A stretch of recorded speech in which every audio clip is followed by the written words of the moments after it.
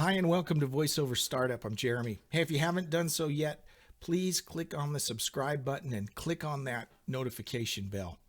Today, I wanted to talk about the pros and cons of a routine in voiceover work. And so let me explain the pros and what I mean by a routine.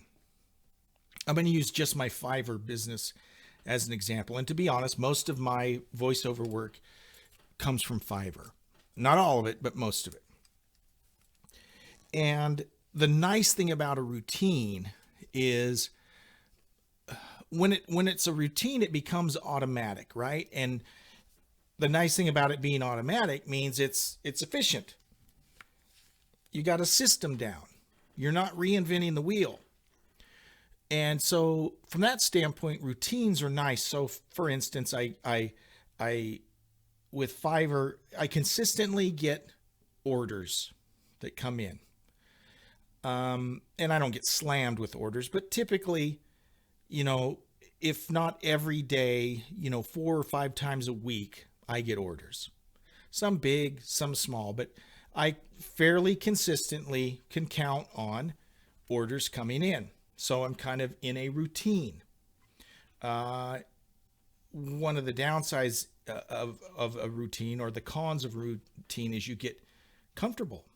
So if I'm comfortable just getting those 5 or 6 jobs a week, I'm probably only going to get 5 or 6 weeks. That's not completely true, because just over time, as you do more business and get new customers, often those customers come back. So it will grow. It's like a YouTube channel, right? If I do nothing but post content, I will very slowly get new subscribers and new viewers. This channel, for instance, I'm at 125, 129 something subscribers.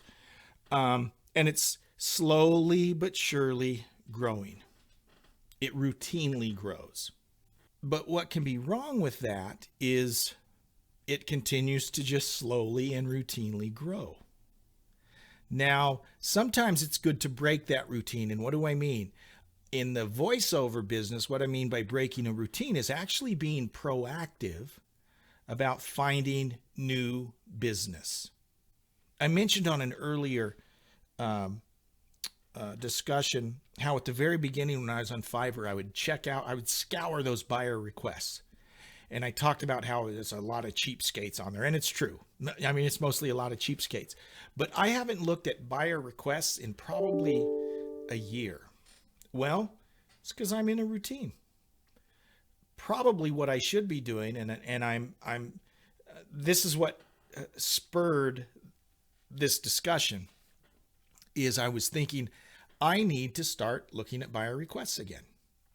And so that's a challenge I'm giving myself, is I'm going to start looking at those buyer requests and going after some of those.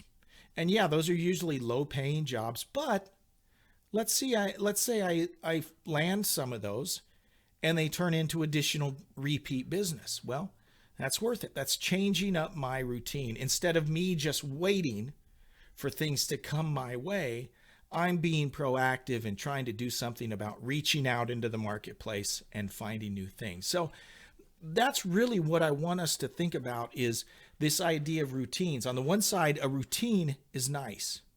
Routines are routine, right? We get used to them, which means they're kind of become autopilot. But the bad thing is it makes us complacent. And it makes it easier for us to just sit back on our laurels and not do anything. Be cognizant of that. Be cognizant. It's nice to have a routine. It's nice to have enough business coming in constantly that it's going to be there, right? But the flip side is you don't want to just sit back and just wait for that. You need to go out and hustle and try and find more business to bring in. So just wanted to share that. Let me know what you think. Does it make sense? Do you agree, disagree?